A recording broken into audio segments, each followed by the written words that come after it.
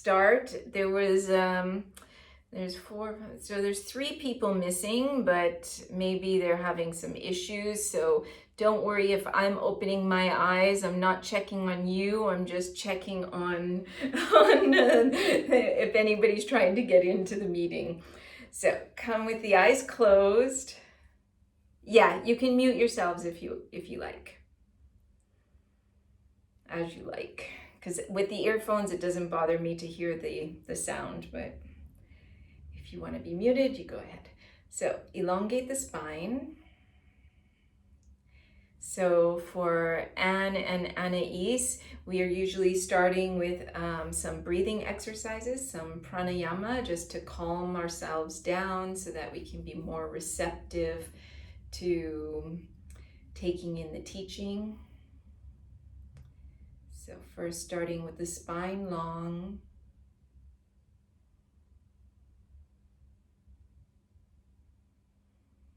Bringing yourself inwards.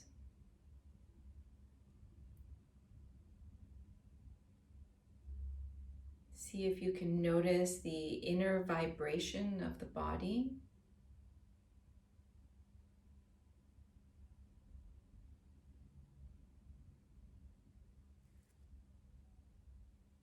And when we're doing this, we're just trying to notice what is there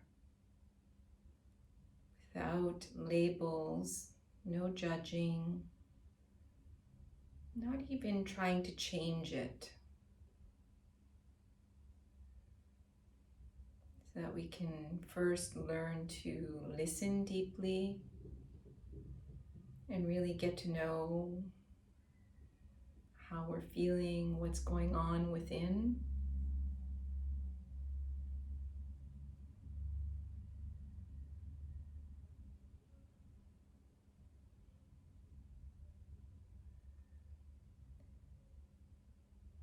Relax around the hips. Relax the legs, so the hips and the pelvis and the legs feel heavy, like a solid foundation. The foundation that allows us to grow upwards from, so the spine can grow, the head can feel light on top of the spine.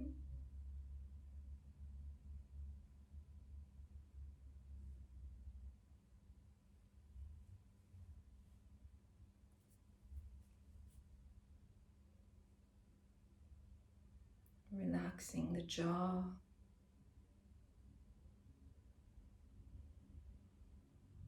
Relaxing the shoulders, the neck muscles.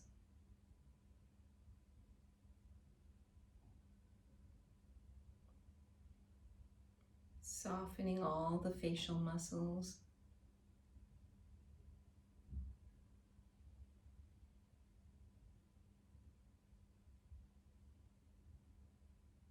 And then starting to bring the awareness to the breath.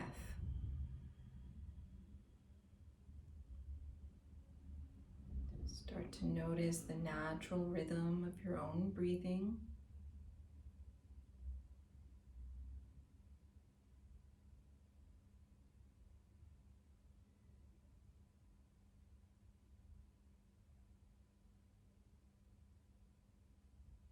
And then we're going to slowly start to deepen the breath by making the inhales and the exhales a little bit longer. You can use the sound of Ujjayi.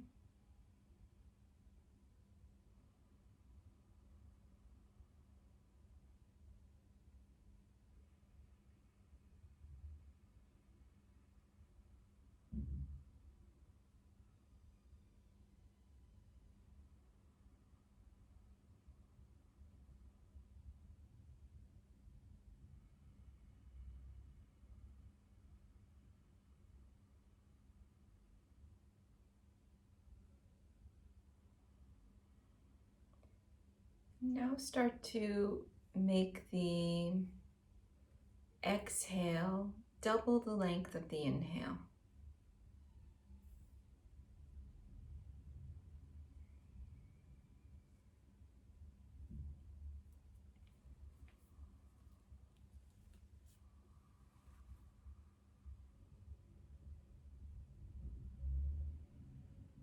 We're going to do the Nadi Shotana breathing. So this is where you close the first finger and the middle finger inwards, and you use the thumb and the ring finger to close each side of the nostril. So the hands like that. So coming back to your breathing, I'll talk you through a couple, and then you'll be asked to go at your own breathing rhythm. So exhale fully. Close the right nostril, breathe in through the left. Close the left, exhale right.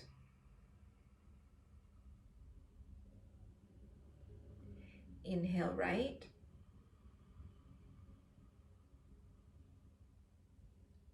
Exhale left.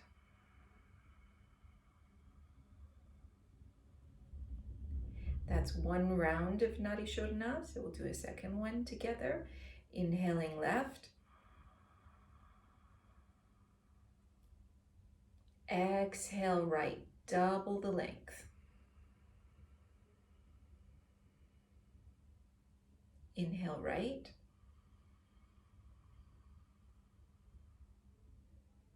Exhale left.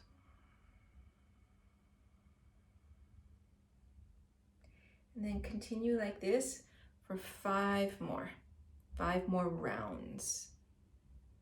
Trying to keep your awareness on the breathing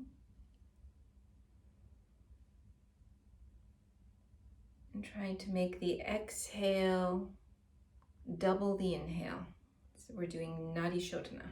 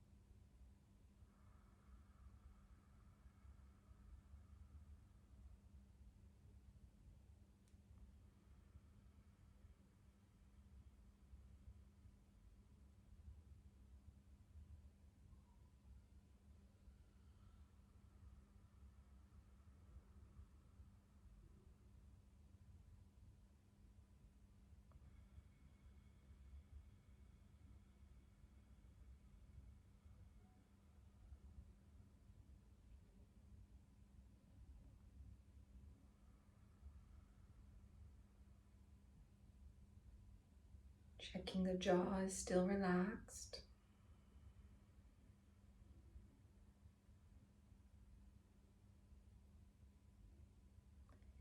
The forehead is relaxed.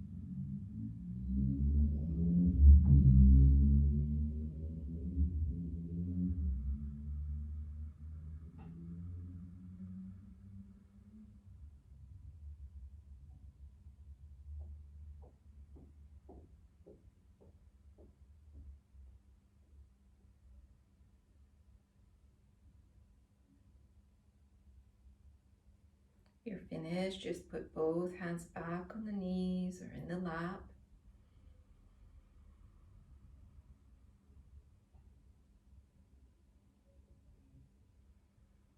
Keeping the eyes closed.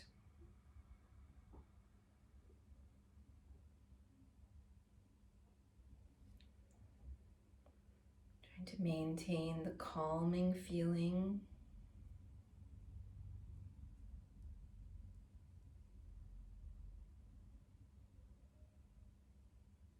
And then bringing the hands in front of the chest. And we'll chant Om to begin.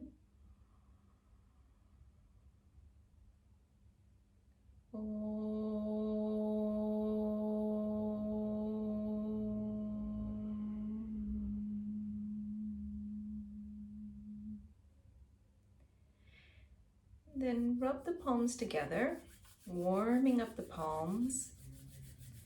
Place them over the eyes, opening the eyes behind the palms, and then releasing. So tonight the topic is obstacles to mental clarity.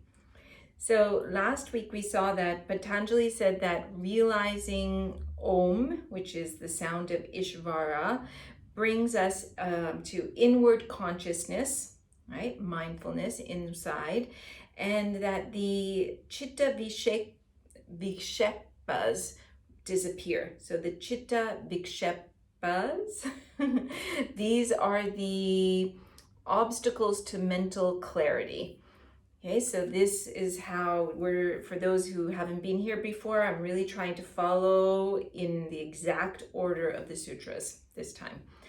So the next sutra is Sutra 1.30. So if you happen to have a manual, you can follow that along.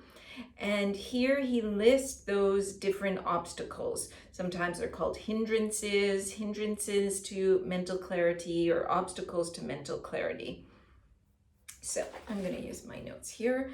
If you want to follow along, I'll just say each word and one or two translations that I'm using. And if you're following a different manual, very often there's many different translations to certain words. Some are really common, but then others, they can be quite different. So don't despair if your book says something different. So vyadi, it's illness, disease, sickness. Stiana means listlessness or mental laziness, dullness, right? Listlessness is when you don't have any enthusiasm or you don't feel like doing things. Samshaya, doubt. Pramada, carelessness or inattentiveness. Alasya is physical laziness or sloth. So it's not just mental laziness, it's like in the body, you don't want to get up and things like this. So next, avirati, which is self-indulgence or overindulgence in sensual pleasures. And I'll go through them one by one after. Bhranti darshana, this is an illusion about one's own mental state or false vision. Okay. And alabdha bhumikatva, this is non-attainment of the stages. Anavashtitat vani, this means regression or failure to hold on to the level of yoga you've attained. And then chitta vikshepahs, this is consciousness distractions or mental distractions. Te is here, antaraya is an obstacle. Don't quote me with pronunciation. If you really want to learn the pronunciation of the Yoga Sutras, you go to somebody else. Okay. Okay. So what do all these mean? Let's have a look. So vyadi, so the illness or sickness or disease. So basically, all these are things that will prevent us from cultivating an inward peaceful mind. So when we are feeling ill, usually our mind doesn't feel very clear, right? Do you experience that? When your nose is all clogged up or your knee hurts or something like this, your mind kind of gets over-consumed with what is happening in the body. So it's not very helpful to be ill for mental clarity. And so this I wanted to, so when we feel bad, we don't want to practice, right? It's happened to all of us. We're talking, so the goal of these talks is to bring the Yoga Sutras not in just like a philosophical place or esoteric place, but to bring them to our daily life. How can we use these sutras? So we notice that when we don't feel well, we don't really have we don't feel like going to do our yoga practice, whether it's a physical asana practice or meditation or pranayama. We're just kind of not in the mood to do that. It's harder to get ourselves on our mat or on our cushion. So I'm going to read you a quote from Swami Hariharananda from his commentary of the Yoga Sutras. So, when the body ails, effort at yoga or concentration cannot be made fully. Bodily disturbance and illness should be removed by wholesome and measured diet taken only after the food previously taken is digested. So because in the sciences of yoga, like Ayurveda, they talk about the digestion is really, this is the fire within, and we want to be able to digest well, right? And so not only, this is going off track a little bit, but not only what we eat, but digest our experiences, our emotions, and to digest all these kind of areas of our body, of our life. But in this instance, he's really talking about, we want to eat wholesome food, we want to eat at the right time, and they say that we shouldn't eat when we're not hungry, basically. And in the asana practice, we want to maintain a practice that is going to keep us feeling energetic and healthy. So if I over practice, then I get really exhausted and tired, and then you go to work and you feel irritable, or you can't have a clear mind because you've done too much practice, too much asana practice. Whether that means doing asanas that are just too overwhelming for us, whether it means doing too long of a practice on that day, or whether it means practicing too many times in a week. Any of those can be disturbing to our mental calmness. So what the best yoga practice is, there isn't any one path. It's going to depend on your body's constitution. It's going to depend on your stress levels, your emotional fatigue.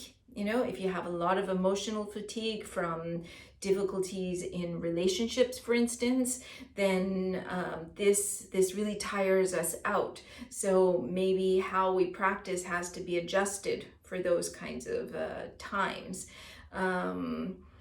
So there's not one recipe of practice. We do Ashtanga, that's our main practice, and there's a lot of rules and regulations around that, which are really interesting for getting started in a practice these are the rules, I follow this, because it kind of gets me on the road to practicing. But then we also have to be listening to our body, and if we feel like something is disturbing our knee, then we need to make some variations. If I feel like, I've had students tell me that they're exhausted all the time after practice, and I'm quite surprised by that, because I don't think I've rarely put myself in that situation.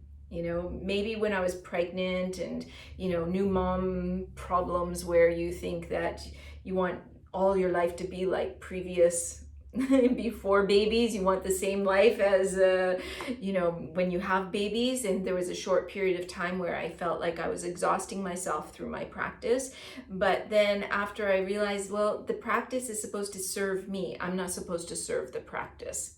Okay, so if you're serving the practice, then you're going to get pains in your body, you're going to get fatigue, and you're going to get headaches or all different kinds of things. So we know that according to Patanjali, the first mental obstacle or hindrance is illness. And illness is all kind of illness, so even sore shoulders and things like that. Just want to look at my notes, make sure I didn't miss anything. So we need to do our practice wisely, not to make sickness, but to heal. Our practice is to heal us in any kind of practice. Faulty practice of asana, pranayama, or meditation can actually adversely affect our nervous system. Okay, so we know that our nervous system is highly important on the subtle level and on the physical level. So then we go to the second hindrance. It's called Stiana, which means apathy, lack of enthusiasm, interest or concern, dullness in the mind, mental laziness, things like this. So when we feel ill, then our mind starts to feel lazy. Right? So we can use the example of the sore knee, for example, because I know a lot of people in yoga get sore knees. So if you have a sore knee, then it might, in the mind, it might just make you feel like, oh, but I'm not going to go practice because, I have a sore knee. Whereas, what I would say is more important is to learn to practice to heal your knee. Do you see what I mean? Do you see the difference? So you can use your practice as a healing tool rather than, avoiding it. But when we feel bad in our body, it's going to start to make us feel a little bit more lazy in our mind.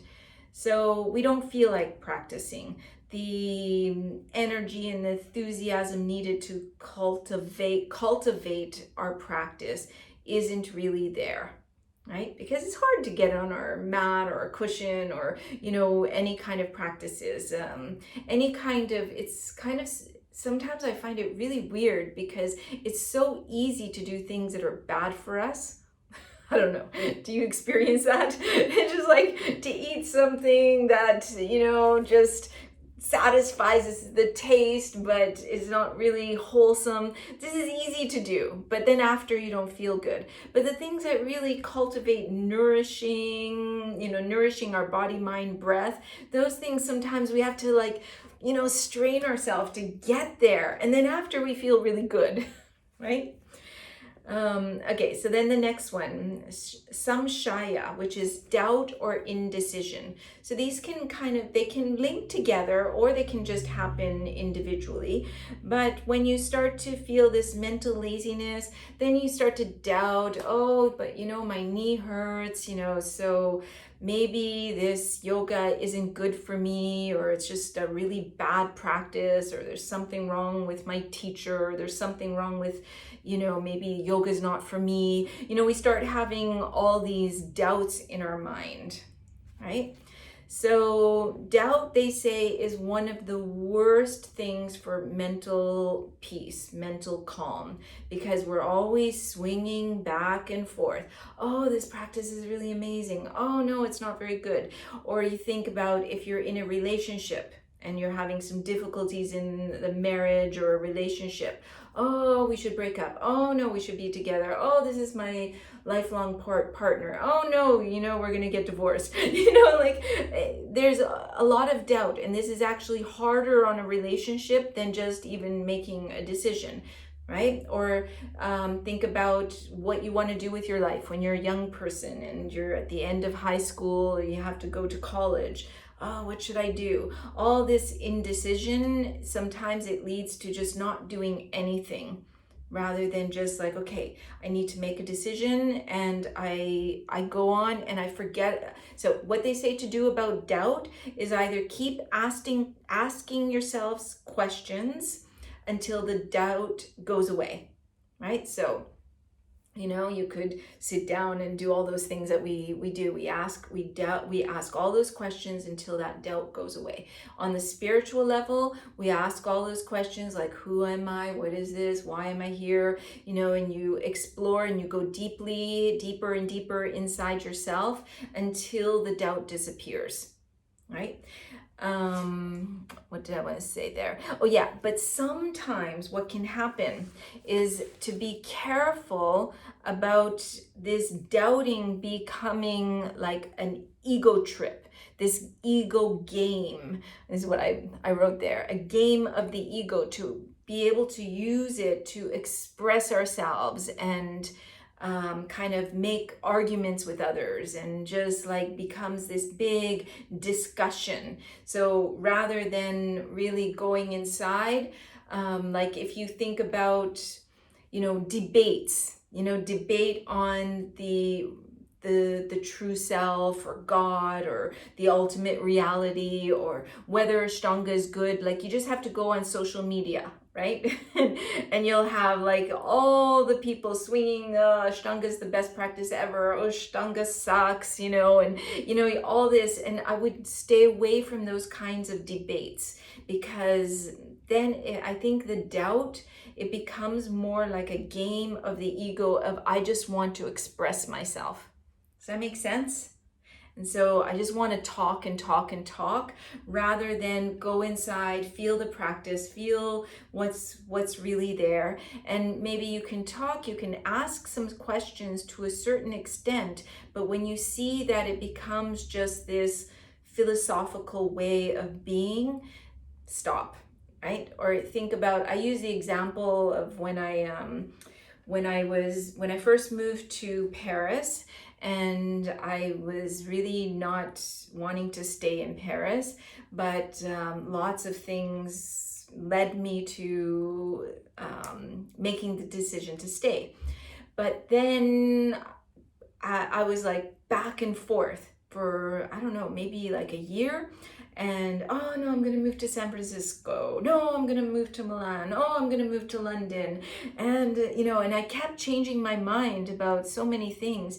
And then I became kind of negative, like really negative about my situation and, about France in general and all these kinds of things. So it really wasn't helpful until I just said to myself, okay, this isn't working for me, just this back and forth. I need to make a decision. So I did my, I go inside, I listened to my heart, and it said, for now, you're staying here. Like this was the right place for me to be.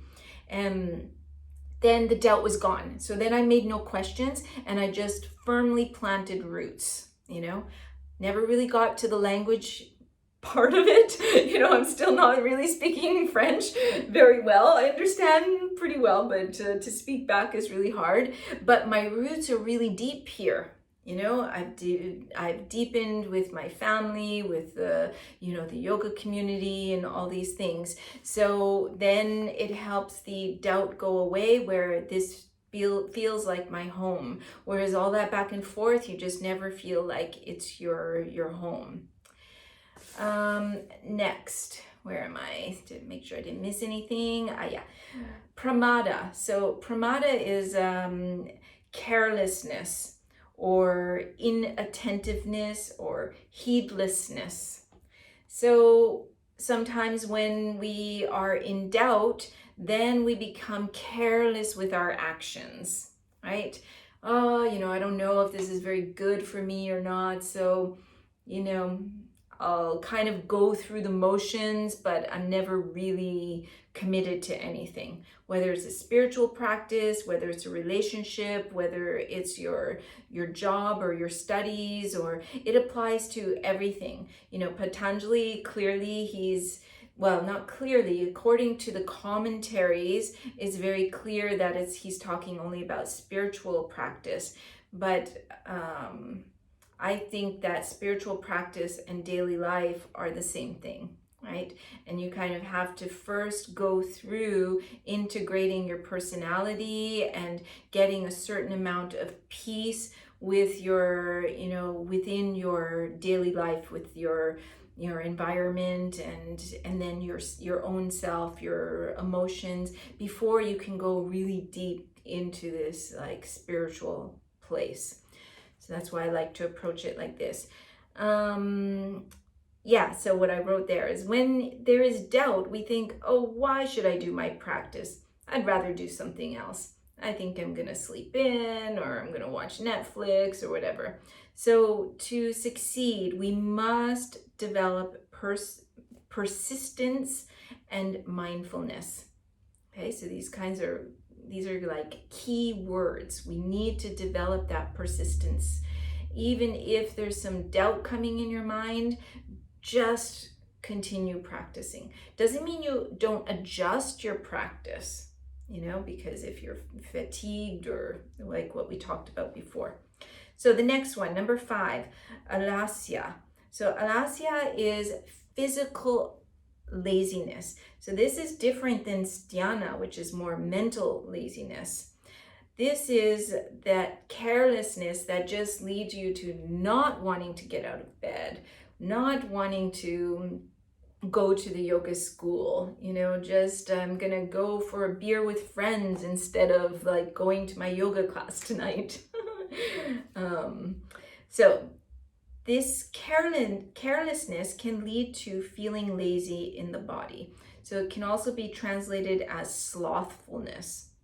So when we are not mindful about what we eat, for example, right? If we're not mindful of this, then the food we eat creates heaviness and sleepiness and feeling bloated, or not being able to digest or eliminate, all these kinds of things that happens from what we eat. We are what we eat. I'm always talking to my kids about this kind of stuff. So we want to have moderation in diet, and we want to encourage wakefulness and enthusiasm. Those 3 things are going to conquer sloth. So has it ever happened when you just like, oh, I don't want to practice today, and then you get to the yoga studio, or you get on your yoga mat, and after 2 minutes you feel like great. Oh wow, I'm so glad I did this. Or maybe it might take 15 minutes sometimes, but I don't know if it's ever happened that you're just after practicing, oh, that was just such a waste of time. I should have never done this. Like, I don't know. I don't remember ever feeling that, like even when I didn't want to practice. Okay, so next, avirati. So this means non-obstination, or self-indulgence. So it's overindulgence in sensual pleasures. So this again, if for instance, if your practice is in the morning, usually the evening before, you don't want to eat at 9 o'clock at night, and you don't want to eat too many heavy foods. You want to be able to not stay up late because you want to have a good night's sleep. You might not be watching the news or Netflix just before trying to go to bed, because you want to have, do those routines that give you a calm sleep, a full sleeping night. So if we overindulge, if the night before you're going to go to practice, then you've overeaten, you spent like the last, hour before bed, watching the news. Then when you finally try to go to sleep, you're having a restless sleep, and, or if you're not sleeping enough, all those kind of things are going to be hindrances to getting up that morning and practicing, right? So what else do I have? This leads to, so that laziness, that body laziness, this slothfulness leads to not being able to control ourselves. We all experience this. This isn't, this isn't about othering. It's not about the others. This is about us. We all experience this at some times. Even if you're quite a disciplined type, there's going to be times where you're off. And it doesn't mean you're a bad person or a bad yogi or, any of this stuff. It's just, he's just pointing out some of the things that can be a hindrance to our final aim, which is to have peace in our mind, to attain samadhi, or to be able to see the seer, within these kinds of things. And not controlling ourselves can also lead to laziness. So they work hand in hand. I'm going to read that. So Vyasa is the first known commentator of the Yoga Sutras, Patanjali's Yoga Sutras. He said, non-abstination arises out of thirst for an addiction to worldly objects. I like that, addiction to worldly objects, because we think of addiction as this, oh, I'm addicted to cigarettes or drugs or alcohol or things like that. But really, we are all addicted to something. Just being alive is, I'm addicted to my body. I don't want to let go of that body, because if I let go of that body and that breath and that mind, that means I die. So this is called abhinivesha, this clinging to life. So we all are experiencing these addictions. And what we're trying to, I think one of the things we're trying to do is replace the more harmful addictions with some less harmful addictions or positive addictions. So addiction to, studying the Yoga Sutras, addiction to, sitting and going quiet within, addiction to working on your pranayama, addiction to wanting to spend time with your family, with loved ones, with friends, these but wholesome addictions with the friends and the family, not, I think you want to be hanging out and in the presence of people that nurture you, right? That give you nourishment, not people that drain your energy. So these kinds of things we can look at it develops compassion, because we tend to point, right? We point outwards, but we should be pointing inwards and just taking care of what our personal addictions are. Whether it's eating a lot of ice cream, whether it's watching too many YouTube videos, or whatever it may be, but they're all they could all be forms of addictions. So let's see, next, Bhranti Darshana. So false vision or illusion about one's own true state of mind. So this is as bad as doubt, because they say doubt is really bad, but also this illusion of not really seeing what our state of mind truly is. So we've all experienced this, like especially if you think about when you have an argument with somebody, right? No, I'm right. Like this is a state of not being very, what was the word?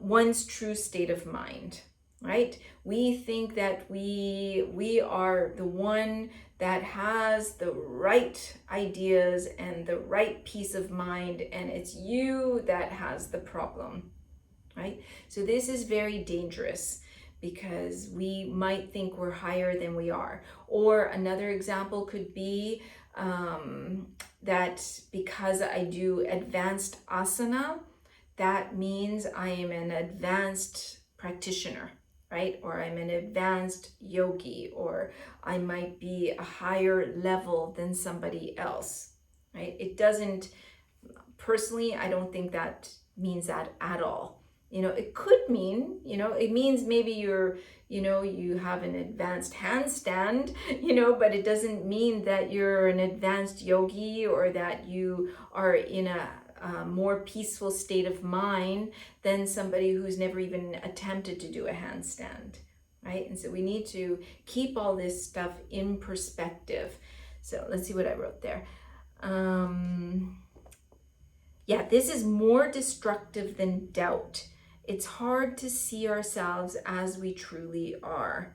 So clear understanding or discernment, which is viveka in Sanskrit, is how to rid oneself of this obstacle or hindrance. So we really need to try to see ourselves clearly.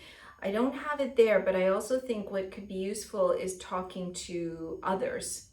Somebody who, like, we talk about spiritual friendships, because if you have friendships with others who are on the path, then you can have these conversations and they might help enlighten parts of you that are kind of dark to yourselves. Or you think about your relationships, and if somebody's constantly telling you that you're not hearing them, you're not recognizing them, you're not respecting them, you're not seeing them for who they are, maybe that's a chance to, instead of saying, no, I'm always listening to you, I listen clearly, and instead of that, if you're hearing these kinds of comments on a regular basis, maybe it's time to go inside and see, is there some truth there, right?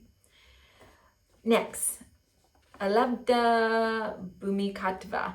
So this is non-attainment of the stages. So Patanjali is talking here mostly about the stages of yoga, which are like pratyahara, being able to withdraw the senses, and concentration, meditation, and then all the different levels of samadhis leading up to complete kavalya, which is complete liberation.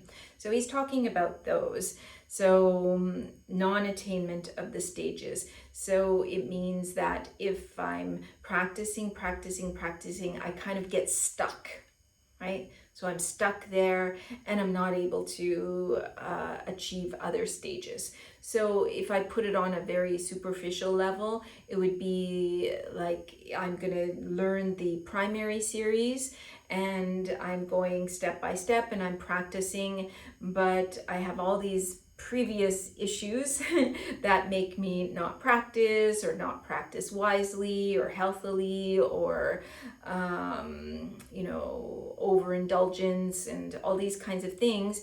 And so then I am not able to complete primary series, or I'm not able to go further into the Ashtanga series. Okay, so Patanjali himself, he's not talking about asanas, but as we're trying to bring this all to daily life, well, most of us are working on the level of asana.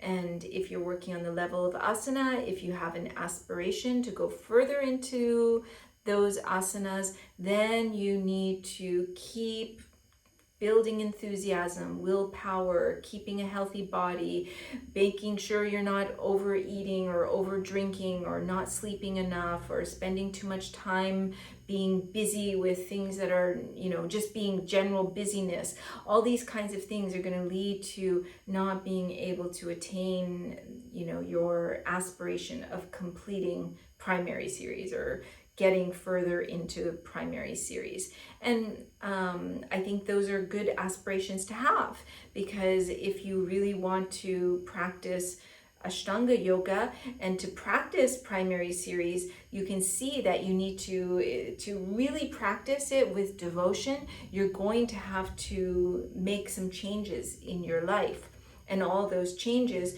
will help with all those previous hindrances we spoke about. So it's really, I don't want to say that asana, even if Patanjali is not focusing on asana, I think it's a really great tool to develop mental clarity. Okay, as long as you don't get stuck in the previous one having an illusion of your state of mind just because you do asana. See what I mean? Okay, then last and definitely not least, anavashtitatva. So this is an instability in the stages or failure to hold on to what has been obtained. So the difference here is that you've obtained different levels. So I'll use the analogy of the primary series again. So you've attained primary series. You've been working on primary series and you feel comfortable and strong in the practice. So effortless effort while you're doing the practice. But then, something happens. COVID happens and you get some depression, or you don't have a teacher, so you just start watching Netflix all day instead, and you kind of go down a little bit on your achievements of primary series. This can be harder than never doing primary series before. Because when you start, you're a novice and you're expecting that, okay, I'm going to go step by step by step by step. But then you've achieved all this. Now you went back down and you're like, you feel so guilty. You feel bad about yourself. You have all these extra thoughts that are going to make it harder for you to climb out of it. Or you think about when you started practicing, you didn't know that you had a foggy mind. You couldn't perceive that eating a bunch of French fries wasn't very good on your body, right? But then once you've started to practice, you notice, wow, I don't even desire. I don't know, this happened to me when I started practicing. I didn't even desire that stuff. It's just like, because you've been building more purity in your body and your breath. And so then your mind kind of doesn't want these things that are not good for you, right? Does everybody experience that? And so now, so then you start to, just from practicing asana, it's opened all this to you. And then you slip back. And now what's worse is just like, I know what it feels like to have a clearer mind. I know what it feels like to feel cleaner and clearer in my body and healthier in my body. I know what it feels like to be able to have those, correct boundaries between me and allowing myself to get, taken advantage of by, somebody else, or, to find myself in negative relationships or negative circumstances. So it's almost more hard on us when we've achieved a certain level than when we don't even know what it's like to be there in the first place. Does that make sense? Because you don't notice that you have a foggy mind, right? I don't know. This is one that I noticed a lot, is that when I started practicing, it's like, wow, it's like I can see more. Things didn't, when I would try to concentrate, it was easier to concentrate. And I didn't even know that I wasn't good at concentrating before, right? Does that make sense? And so as you progress through the stages, you develop more and more ease with these kinds of subtle aspects of life, and being able to go, like, think about when you sit. It's when you've been practicing for a long time, when you sit, it's faster to go inside. When you first start practicing, it's like, oh God, and I have to rearrange everything because it's just so uncomfortable. But after you've been practicing for a while, you can sit and it just feels like you get inside, right? And when you've went down a little bit, so you've had big problems in your relationship, and now my mind is spinning like crazy, and when I sit, then I'm even more frustrated because I know what it feels like to be able to sit and feel calm, right? Does that make sense? So that's why they say this one is really dangerous. But on the positive side, as I said, all those negative things, on the positive side, obstacles are part of our path. Okay, so all these things are going to happen, and they're gonna, I don't know, it's been like 25 years. I experience all of them always, like sometimes a little less, sometimes, a little more, just like floating through life like this, right? So they are part of the path. You're going to have obstacles. Things are going to come into your life that are going to challenge you. And they say they were put there to help us to learn more, to understand ourselves better, to know our strengths. If it were too easy, right? Anything that's too easy, it feels like it's not even worth working for, right? No? Don't we feel like that? Like it's kind of a paradox, because we want things that are easy, but then if it's too easy, we're kind of dissatisfied somehow with it. Whereas when we really put our all into something and we complete it, then we feel like, wow, I could do that, right? Like think about lifting up from, Navasana, for example. You do Navasana, then you lift up in between. I remember it took me so long to do that, and I felt like I had the biggest bum in the world, like I had to drag myself, to go through my arms and drag, to lift up. And I remember the day that I did that I actually lift with, no feet, no nothing touching, I wanted to scream in the yoga room, yeah! But I had to kind of muffle it, not to, disturb the whole yoga class. But, so these obstacles are put there for us. So when we have difficulty in a relationship, we can sit down and we can say, okay, so what is this meant to teach me? What am I supposed to be learning from this situation? We bring COVID. This is something that our whole world is experiencing. So to me, it really means that there's something we should all be learning from this. Sometimes I'm feeling a little sad because it doesn't seem like we're learning from it. Some of us, use it for a learning experience, and some others are not. But it's really, to me, it's like a learning experience that we need to work together, right? Not just together like you guys and me, but together, country to country, community, it's really important. And it's also a learning experience that we need to respect our earth, and to respect nature and keep nature, we shouldn't be invading everywhere, basically, which is what we do, is we invade every, if there's a patch of earth that doesn't have a human on it, it means that some human should be able to own it, right? And I think there's a problem with that kind of perspective. Anyway, so those are the distractions to mental calmness. So then we go to the next, oh my God, I've been talking for an hour. So I think I'm gonna have to do the next ones next time, because it's never gonna get there. You guys, maybe for homework, you could have a look at Sutras 131.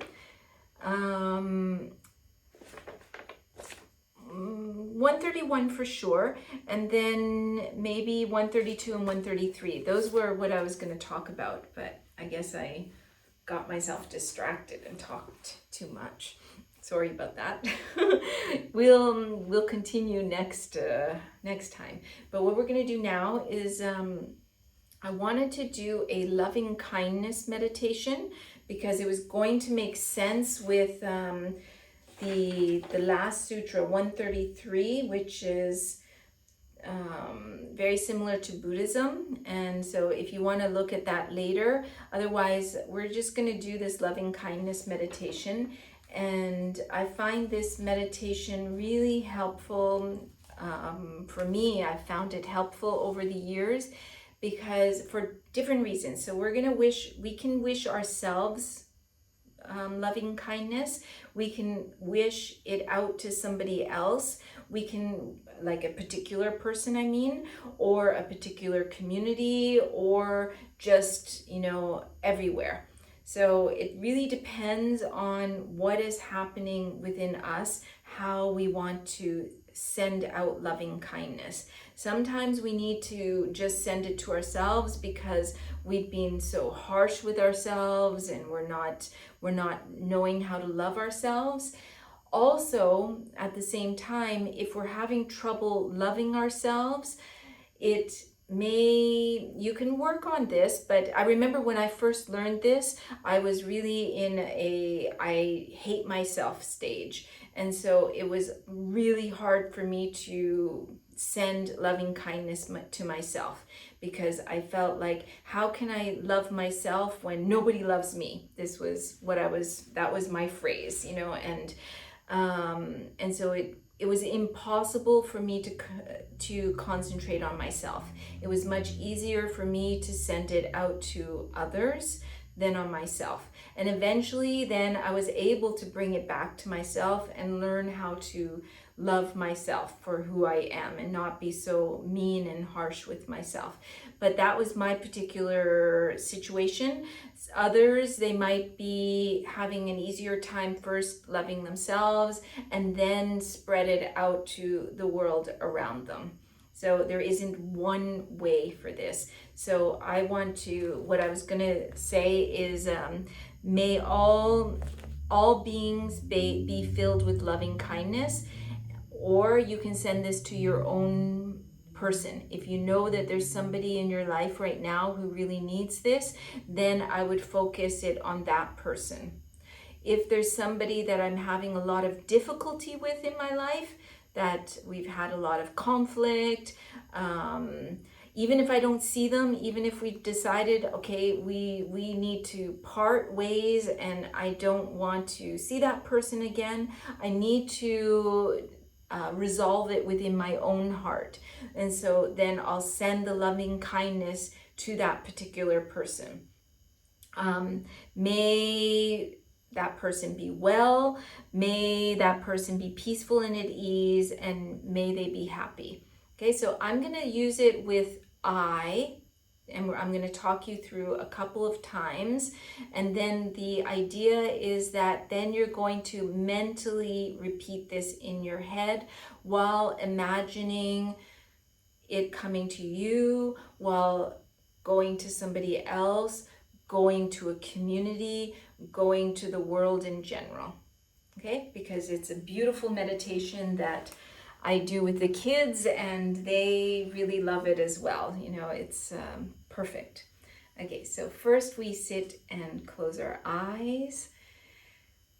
And I think it's important, before just going full on into a meditation, that we find a certain amount of centeredness. So meaning that you bring yourself inwards.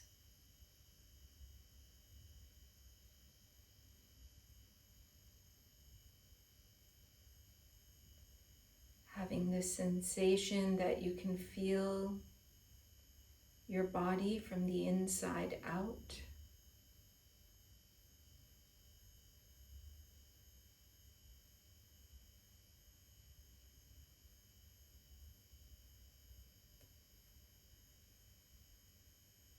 Noticing the quality of your breath.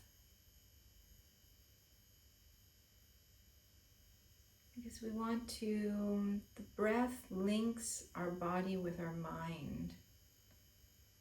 So we want to start with a calm breath. And if it isn't feeling calm, bringing some awareness to the inhales and the exhales, like using Ujjayi, for example, can help to start calm the breath.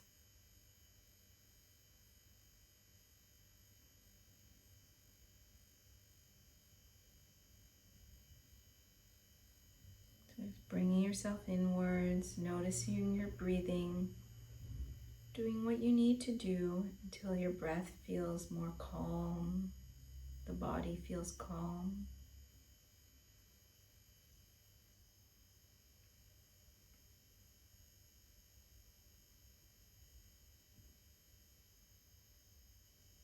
So I'll say a line and then you can repeat it to yourself.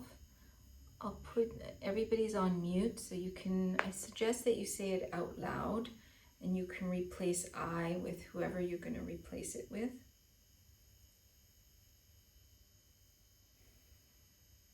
May I be filled with loving kindness.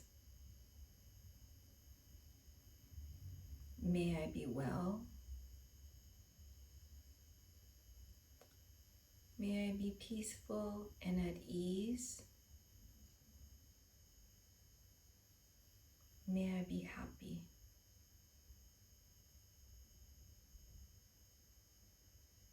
May I be filled with loving kindness.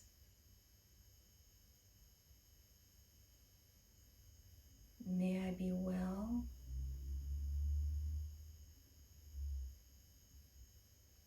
May I be peaceful and at ease. May I be happy.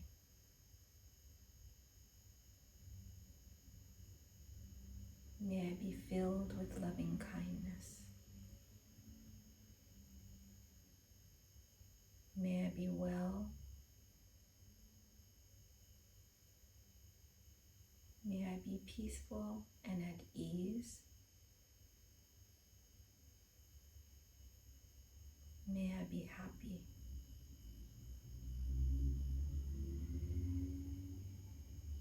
May I be filled with loving kindness. May I be well.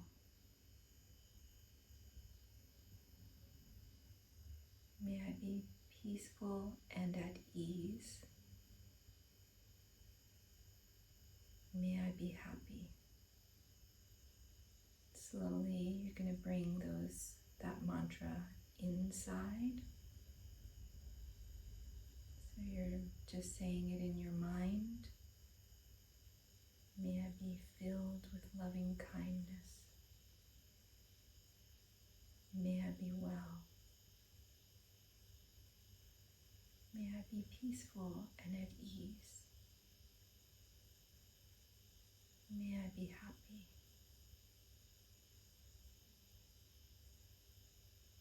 May I be filled with loving kindness. May I be well. May I be peaceful and at ease. May I be happy. May I be filled with loving kindness. May I be well. May I be peaceful and at ease. May I be happy.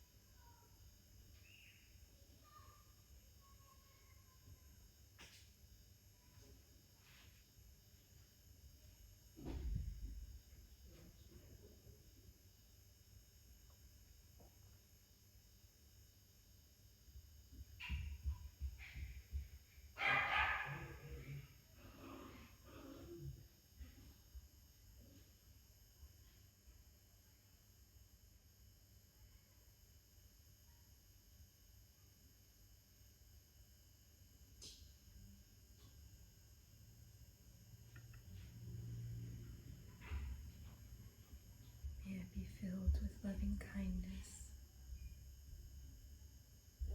May I be well. May I be peaceful and at ease. May I be happy.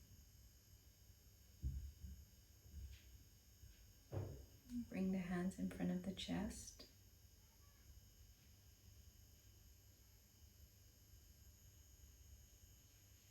You can chant Om Shanti to finish.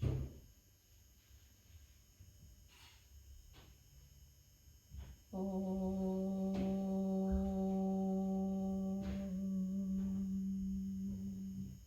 Shanti Shanti Shanti.